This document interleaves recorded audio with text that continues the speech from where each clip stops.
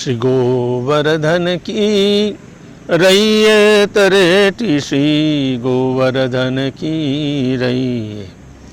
नित्य प्रति मदन गोपाल लाल के, चरण कमल चितलैये तरेटी, श्री गोवर्धन की रैये। तन पुलकित व्रज रज में लोटत, गोविंद कुंड में नहीं। रसिक प्रीतम हित चित की बातें, श्री गिरधारी जी सो कहिए तरेटी, श्री गोवर्धन की रैये। श्री गोवर्धन की रैये तरेटी, श्री गोवर्धन की रैये। गिरिराजनी तरेटीमांथी भारतवर्षनी श्री गिरिराजनी चरणारविंदमांथी सौ वैष्णवोने जय श्री कृष्ण। आजे व्रज संस्था द्वारा व्रजना आद्यस्थापक पूज्य गोविंद काकानु 100મી વર્ષગાંઠની ઉજવણી થઈ રહી છે। એ નિમિત્તે આપની સમક્ષ ઉપસ્થિત થયો છું। પ્રત્યક્ષ રીતે ત્યાં આપણી વચ્ચે નથી, પણ પરોક્ષ રીતે આપણી સાથે જ આ પ્રસંગમાં સહભાગી થવા ઉપસ્થિત થયો છું। પૂજ્ય કાકાનું જે સ્વપ્ન આજે પૂર્ણ રીતે સાકાર થયેલું દર્શન આપણને થઈ રહ્યું છે અને ઘણા વૈષ્ણવો ભારતીય કમ્યુનિટી એનો ભરપૂર લાભ રહી રહ્યો છે।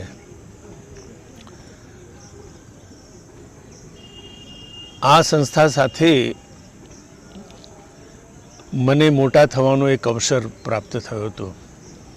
વ્રજ સંસ્થાએ જ મને મોટો કર્યો છે અને આ માર્ગમાં એક પ્રયાણ કરવા માટેની ખૂબ પ્રેરણા મળી છે। કાકા એ જે જૂના વૈષ્ણવો સાથે જોડાયેલા હતા, પૂજ્ય પ્રમોદભાઈ અને ઘણા બધા,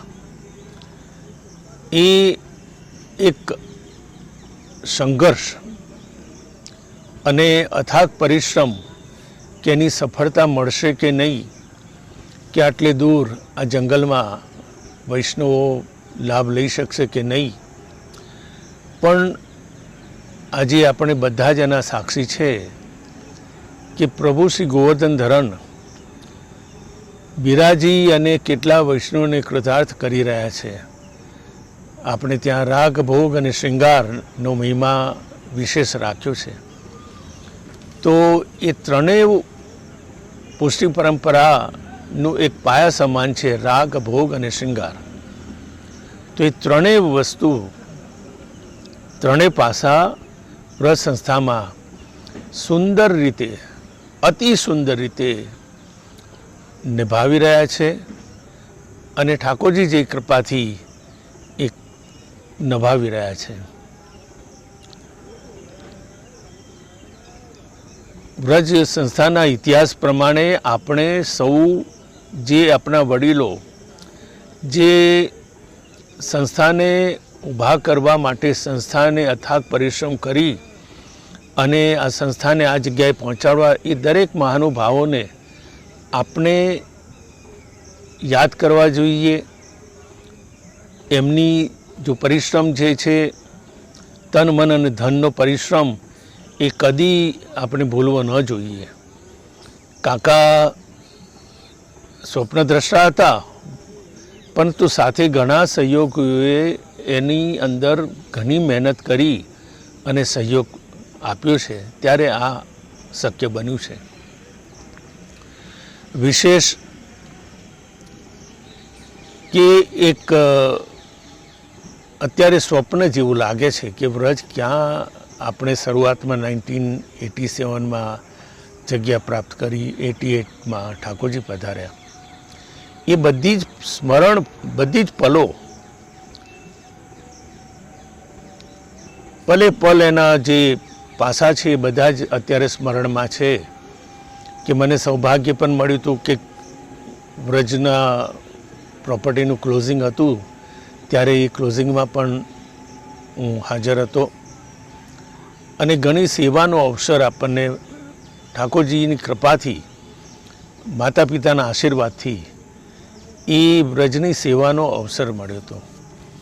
આ સમયે અમારા પૂજ્ય માતૃશ્રી તારાબેનને યાદ કરવા ઘણું આવશ્યક છે કે કાકાનું સામર્થ્ય જે હતું એ અમારા પૂજ્ય માતૃશ્રીનું અથાગ સમર્પણ ઠાકોરજી પ્રત્યે તો ખરો પણ પોતાના પતિ પ્રત્યે પણ કે દરેક પળમાં એમને સાથ સહકાર અને વ્રજ જેવા જ્યારે મોબાઈલ ફોનની વ્યવસ્થા નહોતી, ગાડી નહોતી, ત્યારે એ જંગલમાં વાસ કરી અને વૈષ્ણવોને ખૂબ લાડથી પ્રેમથી આવકારતા અને એક માહોલ પણ એક અલગ હતો જે અનુગ્રહમાં ઠાકોરજી 2002 સુધી બિરાજ્યા, લગભગ 14 વર્ષ. તો એ માહોલ પણ એક સ્મરણીય છે. અને ત્યાર પછી 2002થી નૂતન નંદાલયમાં પ્રભુ પધાર્યા અને એ અત્યારે આપણી સમક્ષ આપણે દ્રશ્યમાન કરી રહ્યા છે. વિશેષ કાકાને પ્રમોદભાઈને આપણે ફાઉન્ડરની ઉપમા આપીએ છીએ. ફાઉન્ડરની વ્યાખ્યા આપણે એવી રીતે કરીએ કે સંસ્થાપક છે કે કોઈ સંસ્થા ઊભી કરી એને ફાઉન્ડર આપણે કહીએ છીએ. હું થોડું એને બીજી રીતે જોઉં છું કે પ્રભુ જેને ફાઇન્ડ કરે કાર્ય માટે એ ફાઉન્ડર છે. પ્રભુ સિલેક્ટ કરતા હોય છે વ્યક્તિને કે આ કાર્ય તું તારા દ્વારા સંપન્ન થાય. પ્રભુ પાછળ રહીને કાર્ય કરવાની પ્રેરણા, કાર્ય પૂર્ણ કરવાની પણ પ્રભુ જ જિમ્મેવારી લેતા હોય છે. પણ ભક્ત વત્સલ પ્રભુ ભક્તને આગળ રાખે છે અને આપણને વ્યક્તિ દેખાય છે કે આ વ્યક્તિએ આ સંસ્થા ઊભી કરી છે, પણ ખરેખર એ પ્રભુ જ કરી રહ્યા છે. અને આપણે સૌએ પણ અત્યારના પદાધિકારી, ભવિષ્યમાં આવશે, પૂર્વમાં થઈ ગયેલા બધાએ, આપણે બધાએ એ સેવા ભાવ કેવળ કે પ્રભુએ મને ચૂઝ કર્યો છે, પ્રભુએ મને સિલેક્ટ કર્યો છે આ સેવા માટે, તો અહંકાર લેસ, અહંકાર વગર એ તન મન ધનથી આપણે એ સેવામાં જોડાવીએ.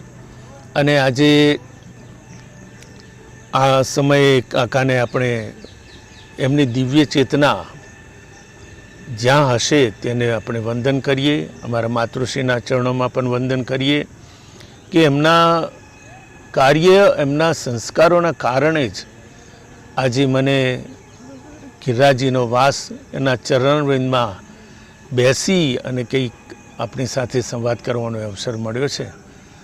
તો આપ સૌને ખૂબ ખૂબ બધાઈ. કાકાના 127 વર્ષ નિમિત્તે આપણે ઉજવી રહ્યા છે. તો સૌને ભગવત સ્મરણ. જય શ્રી કૃષ્ણ, જય ગિરિરાજ, જય શ્રી કૃષ્ણ.